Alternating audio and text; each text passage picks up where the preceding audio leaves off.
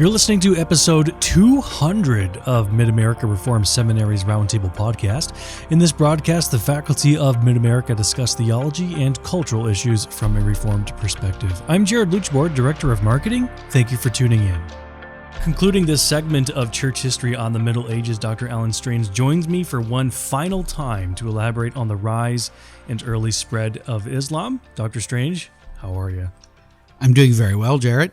Dr. Strange, tell us about Muhammad and the beginnings of Islam. Well, Muhammad, whose dates were 570 to 632, claims to have received prophetic revelation.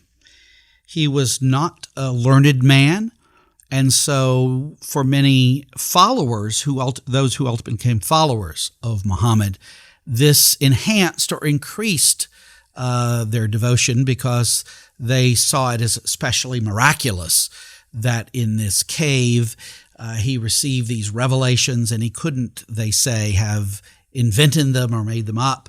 And it's interesting, just to contextualize it for our listeners. If you would like to, you can go to a website, you can Google this, and you can see the kinds of comparison and contrast that's made between Muhammad and Joseph Smith, who also claimed to receive angelic direct divine revelation. And ultimately, what is published from these supposed revelations that Muhammad receives is, in his case, the Quran, and in Joseph Smith's case, the Book of Mormon.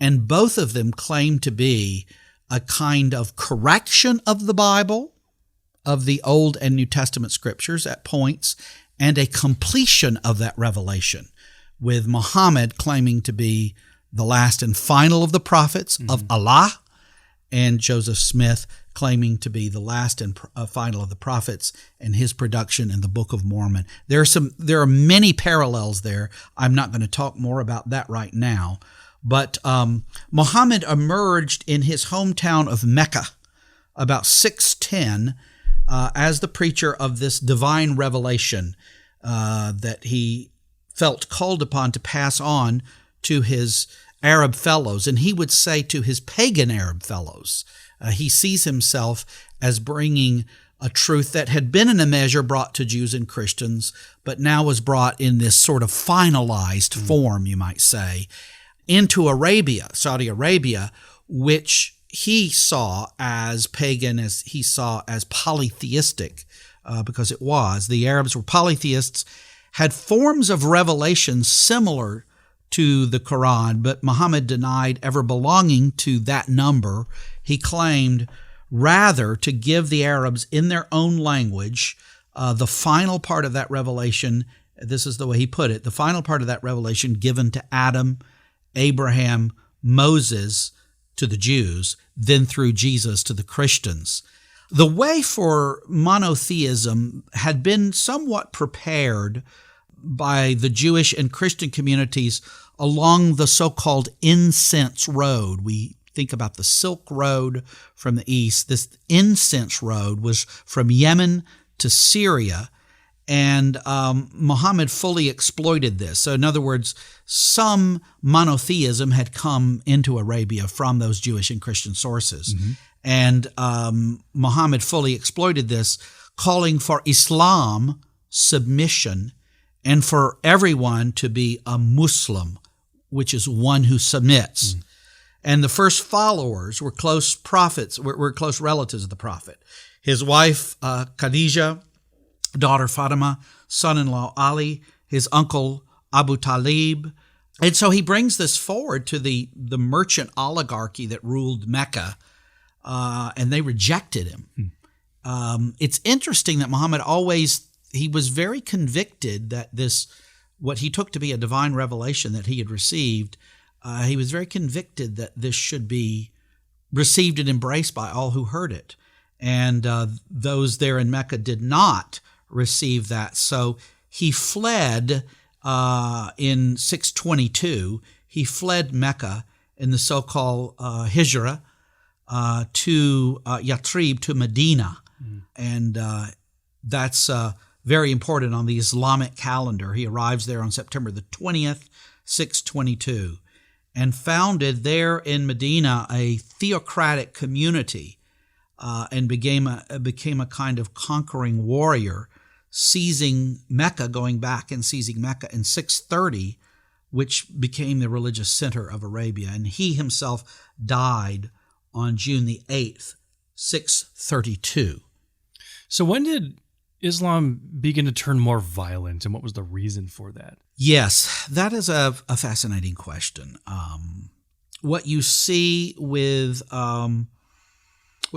Muhammad when he first brings forth this message, as I said, that he expected to be received, it does not appear to be at this point a particularly warlike sort of message. But as it is rejected, as I said in 622, and he moves, he goes then to Medina for the next 8 years. There in Medina, he expects particularly a community of Jews there and nearby. He figures, well, those folks in Mecca were just Arab polytheists still. I couldn't convince them of the monotheism. I don't have to convince the Jews. They're clearly monotheists. And by the way, he thought that the Christians had somewhat compromised monotheism by their doctrine of the Trinity, right, which he didn't correctly understand, of course. Yeah. But so he really anticipated in the mid-620s that there would be a great embrace of his teaching. He thought he would be a kind of new, and final was his claim, Moses for the Jews.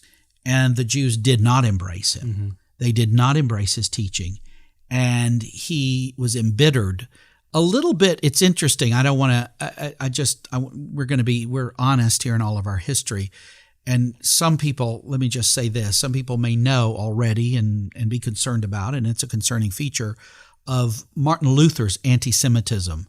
Well, Martin Luther turns bitter against the Jews when they didn't receive his reformational recapture of the gospel. He thought they would. He thought there would be a great conversion of the Jews by dint of his promulgating of this recovered gospel. And he thought, as he read even Romans 9-11, that this would happen. Mm-hmm. And when it didn't, he became embittered against the Jews. So we have our own baggage in that respect. But Muhammad became very, you might say, weaponized. He weaponized Islam at this point and began to talk more about jihad. Mm-hmm. And jihad had always been there as a Quranic principle, but it was probably more spiritually. I mean, Christians talk about warfare. You can think of Ephesians 6. Paul talks about put on the whole armor of God, but we understand that he's speaking spiritually because our warfare is not with flesh and blood, it's with principalities and powers. And so it may well be that earlier Muhammad's citation of that sort of thing would have been more spiritualized, but it becomes clearly external and actually warfaring. So what accounts for the incredible spread of Islam, and how does it promote the development of Europe going forward?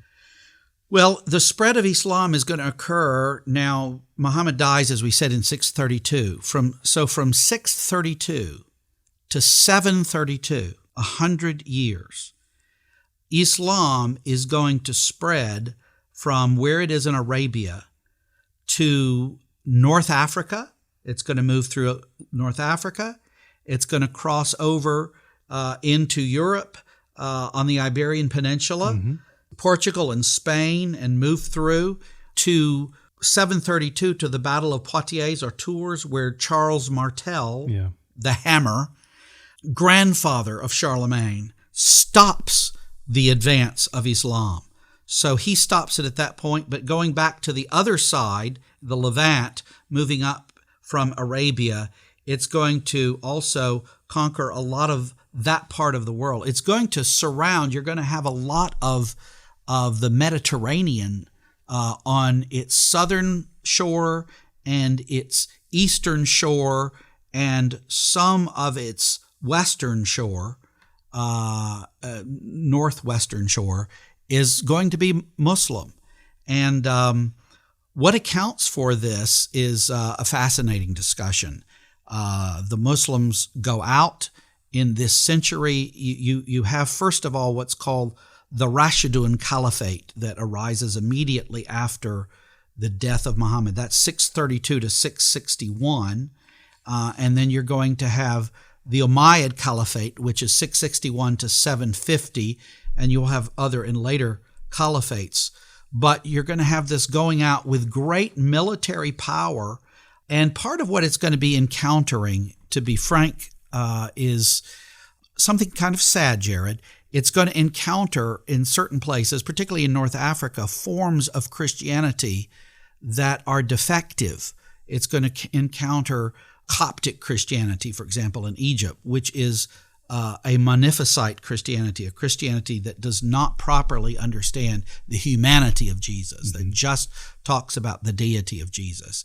And so there's a weakened Christianity that it often confronts. And one could say that in a certain sense, the Lord uses this to bring about you might say, the chastening of some of these forms, these defective forms of Christianity, and thus strengthens orthodoxy by it. Yes, many who are under the Christian banner suffer.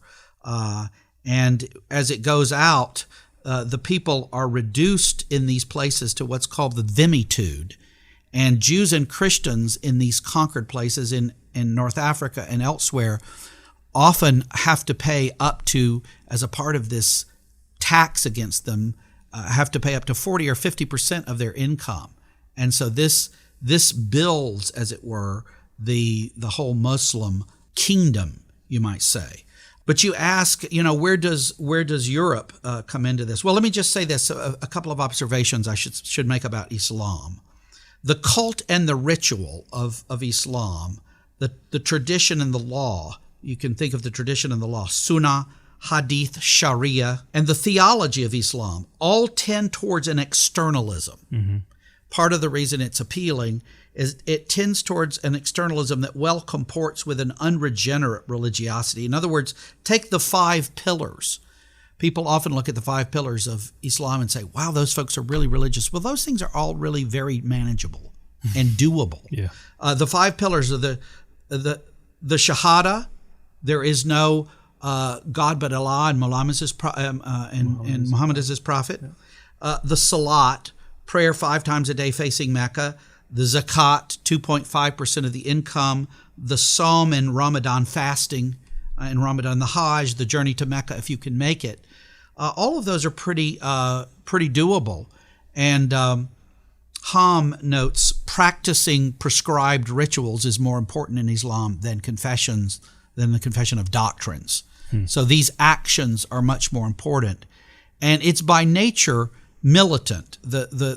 Especially as it's developed in the 620s, the whole world it's seen as its field of conquest. Jihad is in force until all submit to Allah.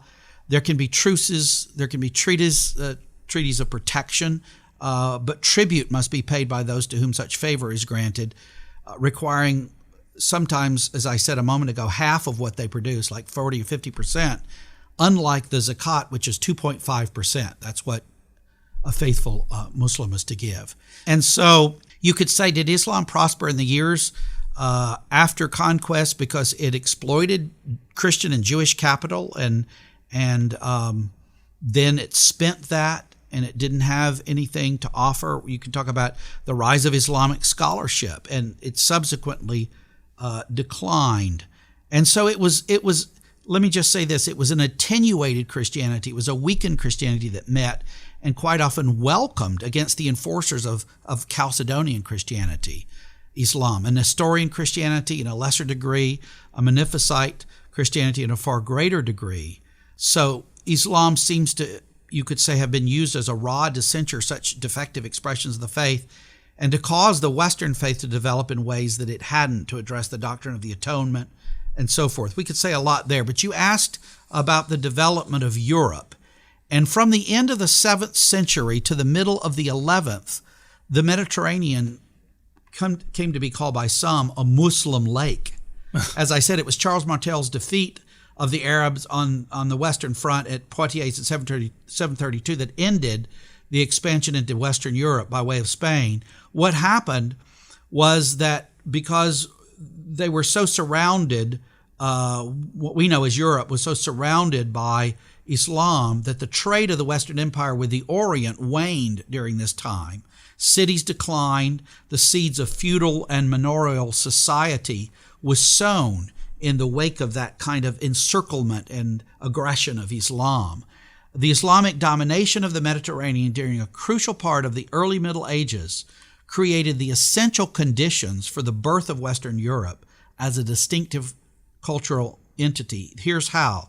The Muslims forced, in a sense, Western Europe to fall back on its own distinctive resources and to develop its peculiar Germanic and Roman heritage into a unique culture, accomplishing this by diverting the attention and energies of the Eastern Empire at a time of Frankish and Lombard ascendancy, and by greatly reducing Western navigation of the Mediterranean. As Western shipping in the Mediterranean was reduced and the coastal urban centers declined, people who would have been in trade in the city moved to the interior to work the farms of the great landholders, and a mild serfdom emerged.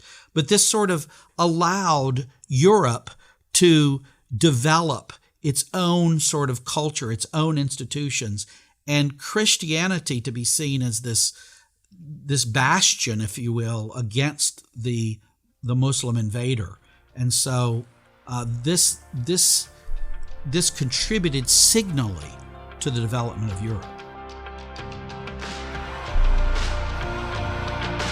We're excited to welcome Dr. Cornelis Venema for a special 3-part series next time, exploring Heidelberg Catechism Question and Answer 80, the portion of the Catechism that critically examines the Roman Catholic Mass. Over the next 3 sessions, Dr. Venema will take us through the history behind this section of the Heidelberg Catechism, where we'll learn about the origins of Q&A 80, which was added to early editions of the Catechism.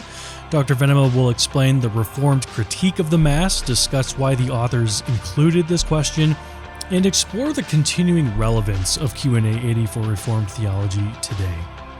If you enjoyed today's episode, consider subscribing and sharing it with friends or family. Your support helps us bring more engaging content to your ears and helps us foster not just a community of lifelong learners, but thoughtful practitioners. I'm Jared Luchabor. Thank you for listening. We'll see you in the next episode.